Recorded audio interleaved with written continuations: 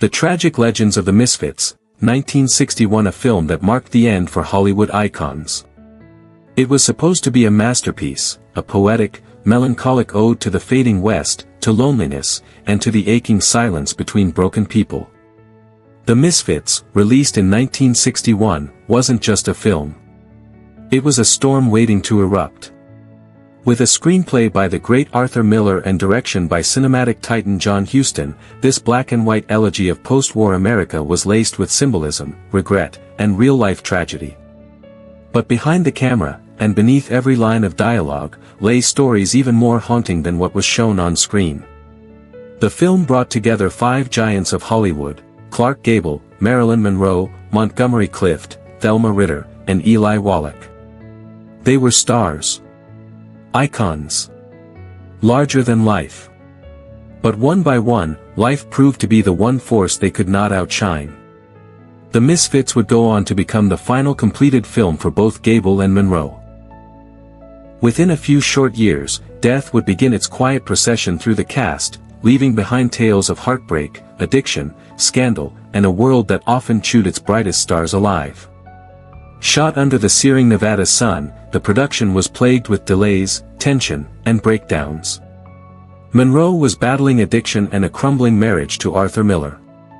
Gable, pushing himself beyond his limits, would pay the ultimate price. Clift was spiraling into emotional ruin. And yet, somehow, they all delivered performances that critics now call the finest of their careers. How could a film so filled with promise become a funeral march for so many of its stars? What are these Hollywood legends doing now? The tragic answer: they're all gone. But their ghosts linger, not just in the haunting beauty of the Misfits, but in the secrets they left behind. Scandals buried under studio smiles, affairs whispered about in private circles, breakdowns masked by makeup. In this episode, we peel back the curtain on the Misfits and dive deep into the lives of the stars who once brought it to life. Who were they when the cameras weren't rolling? What demons chased them through the desert? And how did this film, so rich with sorrow, come to mirror their own unraveling lives? Clark Gable, the king who died for a role. He was Hollywood royalty, the rugged man with the crooked grin and commanding presence.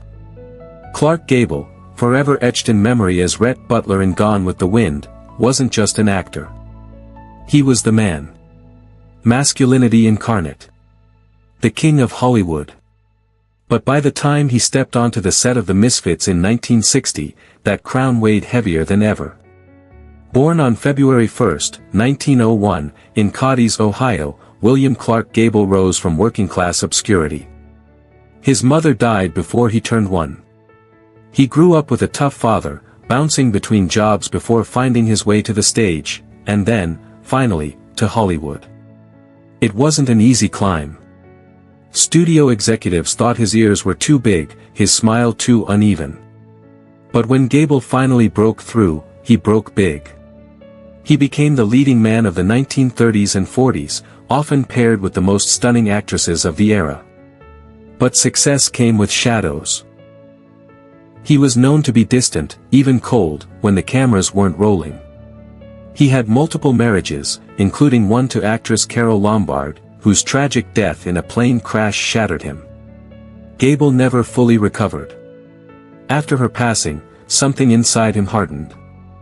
By the time he accepted the role of Gay Langland in The Misfits, Gable was 59 years old, too old for the stunts he insisted on doing himself. The role was raw, stripped of glamour. It reflected the weariness that had crept into his soul. On set, he clashed with director John Huston. He watched Marilyn Monroe fall apart before his eyes, while Montgomery Clift's addiction cast a long shadow. The set was a psychological minefield, and Gable, ever the professional, tried to hold it all together. He smoked 3 packs of cigarettes a day. He drank heavily. He rode wild horses in brutal desert heat, even against doctors' warnings.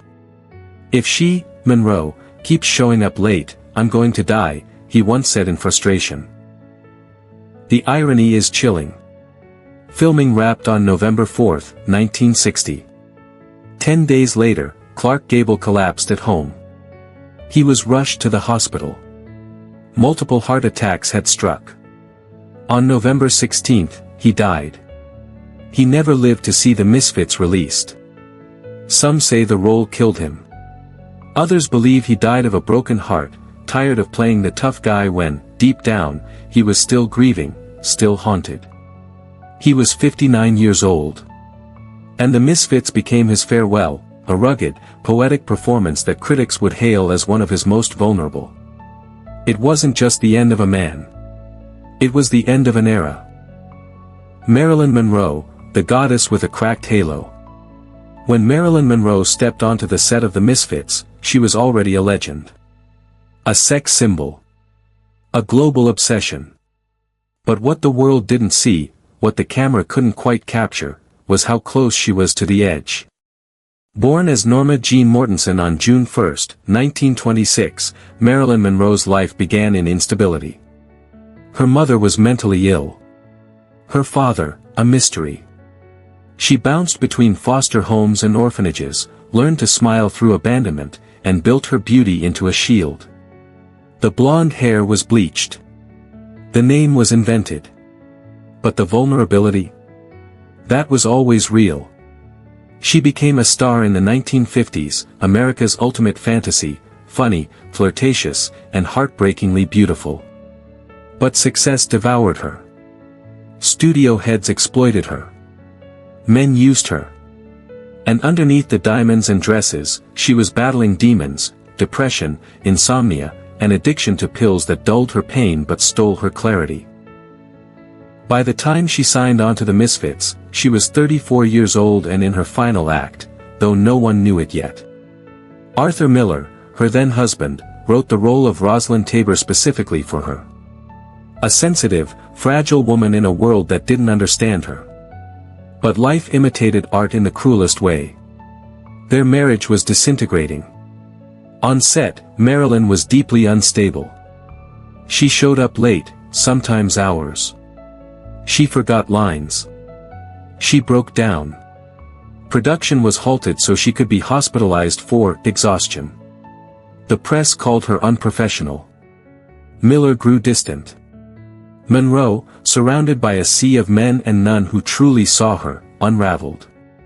And yet, when the cameras rolled, something extraordinary happened. She became Rosalind. Her performance was raw, unfiltered, unlike anything she'd done before. Critics would later call it the most honest acting of her career. No glamour. No pout. Just pain. After the Misfits, Marilyn tried to reclaim her career. She began filming Something's Got to Give in 1962, but she was fired due to her erratic behavior.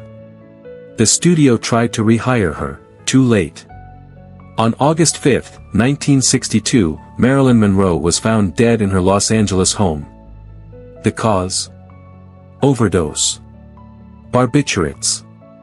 Officially ruled a probable suicide. She was 36. Conspiracy theories exploded. Was it an accident? Was she murdered? The whispers grew louder, affairs with the Kennedys, enemies in high places, secrets she was never supposed to tell. But maybe the real tragedy is simpler. She was tired. She was lost. And Hollywood, the machine that made her a goddess, never cared to save the woman underneath. The Misfits became her final completed film. A haunting goodbye. A role that showed the world who she really was, just before she vanished. Montgomery Clift, the beautiful wreck. If Clark Gable was the king and Marilyn Monroe the goddess, then Montgomery Clift was the tragic prince, achingly handsome, painfully fragile, and never meant to survive the world he was born into. Born Edward Montgomery Clift on October 17, 1920, in Omaha, Nebraska, he was raised in wealth but not love. His mother, who believed she descended from European aristocracy, pushed him into refinement and performance. Clift didn't rebel, he transformed. By 14, he was on Broadway. By 25, he was already redefining what it meant to be a man on screen. Clift wasn't a Hollywood tough guy. He didn't swagger. He felt. Deeply. His performances in A Place in the Sun, From Here to Eternity, and The Heiress stunned audiences. He was vulnerable, introspective, an actor who lived inside the skin of every character. But off-screen, he was disintegrating. Clift was gay in an era when it was both career suicide and a personal torment. He lived in the shadows, trapped between who he was and what the world expected him to be. He drank. He took pills. He disappeared into his demons. And then came the car crash. In 1956, after leaving Elizabeth Taylor's house, Clift smashed his car into a telephone pole. His face was shattered. He was found with blood pouring from his mouth, teeth lodged in his throat. Doctors rebuilt him, but the damage wasn't just physical. The man who emerged from that wreck was never the same. He began what some in Hollywood would cruelly call the longest suicide in history. By the time he accepted the role of Perce Howland in The Misfits, Clift was 40 and broken. On set, he was erratic, reclusive, barely functioning. His eyes, once magnetic, were dull. He clung to his routines, took endless pills, and wandered like a ghost among giants. Gable was stern with him. Monroe adored him. They shared a quiet understanding, two wounded souls in a world that prized perfection. But even in that fog, Clift delivered. His portrayal of Perce, the washed-up rodeo rider, was devastating. It was him, raw and trembling, stripped of artifice. He wasn't acting. He was confessing. After The Misfits, Clift's career continued in fits and starts. He filmed Judgment at Nuremberg to acclaim, but his addictions deepened.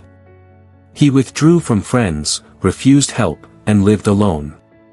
When asked about him, Elizabeth Taylor once said, "He was the most beautiful person I've ever known, and the saddest." On July 23, 1966, Montgomery Clift died of a heart attack in his New York apartment. He was 45. Alone. The television was still on. The lights still burning. The prince was gone. And with him, another piece of the soul of the Misfits. Thelma Ritter, the unsung queen of real women. In a film dominated by towering icons like Gable, Monroe, and Clift, it was Thelma Ritter who slipped in like a ghost of truth, no glamour, no pretense, just honesty.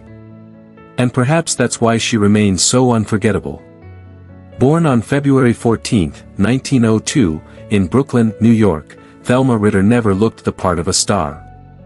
She wasn't sculpted like a goddess, nor did she command the screen with seductive power. But what she had was more rare: soul. Authenticity. A voice that carried the weight of real life, and a face that wore the wrinkles of the working class with pride. She didn't break into film until her mid-40s. Hollywood came late for her. Her breakout role in All About Eve, 1950, made her an overnight sensation, after nearly a lifetime of waiting. She would go on to earn 6 Academy Award nominations for Best Supporting Actress, a record she still shares. But she never won. Always the bridesmaid, never the bride. And yet she made peace with that. "I don't look like an actress," she once said. That has its disadvantages and its advantages. It's an advantage when they want the real thing. By the time she was cast as Isabel Steers in The Misfits, Ritter was 59 years old and already a legend among legends. Her character, sharp-tongued, dry-witted, and brutally observant, was a perfect reflection of who she was off-screen. She wasn't afraid to speak her mind. On set, she was the steadying force amid the chaos. Gable was exhausted. Monroe was unraveling. Clift was ghosting through the desert. But Ritter showed up. Did the work. Got the job done. Her role may have seemed minor, but it was essential. She was the mirror the other characters bounced off, the one who saw the truth, and said it out loud. Behind the scenes, she offered calm in the eye of a brewing storm. There were no scandals in her life, no tragic addictions or whispered affairs. But she was no less significant. She represented the kind of talent Hollywood rarely celebrates, the woman who makes others shine brighter by simply being real. After the Misfits, Ritter continued acting in film and television, earning more accolades and admiration from her peers. But her health was beginning to fail. On February 5, 1969, just 9 days before what would have been her 67th birthday, Thelma Ritter died of a heart attack in New York City. There were no headlines, no conspiracies, no mysterious calls in the night. Just silence. And yet, her legacy remains. The real woman in a town built on illusions. The voice of reason in a film soaked with sorrow. She didn't burn out. She didn't fade away. She simply endured. And for that, she deserves to be remembered. Eli Wallach, the last misfit standing. If Clark Gable was the king, Marilyn Monroe the goddess, and Montgomery Clift the tragic prince, then Eli Wallach was the bandit philosopher. Unapologetically raw, intellectually sharp, and utterly unforgettable. In The Misfits, he played Guido, the rough-edged mechanic haunted by war and regret. But off-screen, Wallach was something entirely different, the rare survivor in a cast that seemed doomed. Born December 7, 1915, in Brooklyn, New York, Eli Wallach was the son of Polish-Jewish immigrants who ran a small candy store. He didn't grow up in Hollywood privilege. He earned everything. He studied at the University of Texas, trained at the neighborhood playhouse, and served in the Army Medical Corps during World War II. His route to the screen was winding, through stage and radio, through sweat and rejection. When Wallach finally arrived in Hollywood, it wasn't with matinee idol looks or marquee billing. It was with craft. Depth. A voice like gravel and fire. He was the thinking man's actor, the villain with a conscience, the supporting player who often stole the show. His big break came in Baby Doll, 1956, where his dangerous charm and southern menace set the industry buzzing. He never became a leading man in the studio sense, but that didn't matter. Wallach was a chameleon. From the Magnificent Seven to the good, the bad, and the ugly, he slipped into characters like they were second skins. Then came the Misfits. He was 45. Surrounded by giants, and yet he never shrank. Guido was coarse, wounded, simmering with quiet desperation. A man who once flew bombers and now fixes cars, tries to wrangle Mustangs, and loses women he never truly understood. Wallach gave him layers, pain buried beneath sarcasm. He didn't romanticize the character. He exposed him. Unlike the rest of the cast, Wallach endured.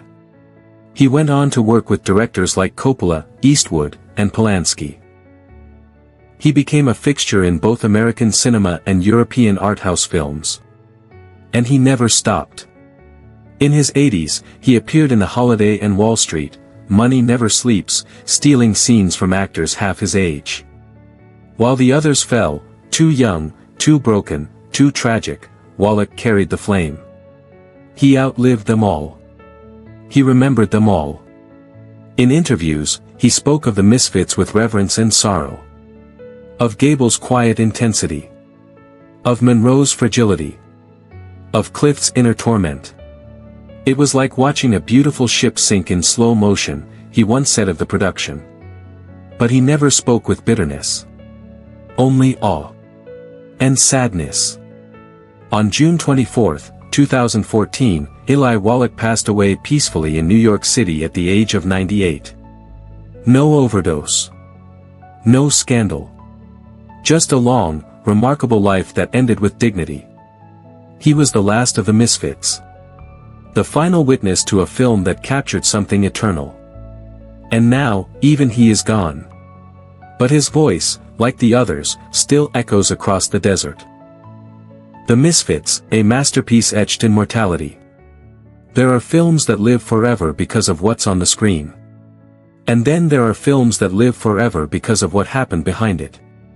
The Misfits is both. It wasn't meant to be a farewell. But it became one. A final curtain call not only for a certain kind of American myth, but for the stars who carried it on their shoulders. Clark Gable, the screen's eternal king, gave a performance that stripped him down to his bones. No tuxedos, no southern charm. Just a man too tired to pretend anymore. He died 10 days after filming. Some say the desert killed him. Others say it was Hollywood's final betrayal. Marilyn Monroe, a woman carved into legend, played Rosalind like she was begging the world to understand her. In truth, she wasn't acting. She was unraveling. Less than 2 years later, she was dead. Pills, pain, and a phone that never rang back. Montgomery Clift, the beautiful wreck, delivered a soul-bearing performance that felt more like confession than cinema. He was already half gone. The rest of him followed within 5 years. Found alone, silenced by a heart too broken to keep beating. Thelma Ritter never made headlines, never caused scandals. But she grounded the chaos with honesty. A working woman in a world of illusions. She kept showing up, even when her heart was failing. And one day, quietly, she didn't anymore. Eli Wallach, the last man standing, watched them all go. For over 5 decades, he carried their stories, their ghosts, their brilliance. And when he finally left at the age of 98, it felt like the last light on the horizon had blinked out. The Misfits wasn't just about wild horses and lost souls. It was Wild Horses and Lost Souls. A film about people too broken to be tamed, too haunted to find peace. It failed at the box office. Critics were confused. Audiences weren't ready. But now we understand. The Misfits captured the exact moment the old Hollywood died, and buried its greatest icons along with it. They weren't just characters. They were confessions. They weren't just actors. They were myths caught in their own unraveling stories. So what are they doing now? They're gone. All of them. But when you watch this film, really watch it, you realize, they're still there. In the dry winds of Nevada. In the shadows between takes. In every flicker of celluloid where real pain was captured and preserved. They were the Misfits. And they never truly left. Subscribe to this channel for more stories buried beneath the silver screen, because legends don't die. They just wait to be remembered.